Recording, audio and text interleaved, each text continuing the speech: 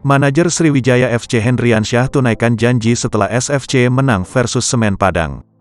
Manajer tim SFC Hendriansyah STMC tak henti-hentinya bersyukur atas kemenangan Sriwijaya FC mengalahkan Semen Padang FC 2-1 pada laga kedua Grup A Liga 2 Indonesia yang digelar di Stadion Gelora Sriwijaya Jakabaring, Palembang, Senin, tanggal 11 Oktober tahun 2021, malam.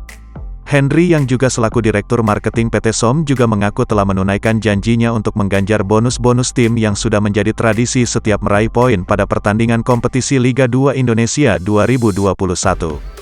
Henry tak lupa mengucapkan terima kasih atas support dan dukungan para supporter, para warga Sumsel yang sudah mendoakan karena Laskar Wong Kito ini sudah memenangkan pertandingan laga kedua sehingga kita terus memimpin klasemen dengan mengumpulkan poin 6.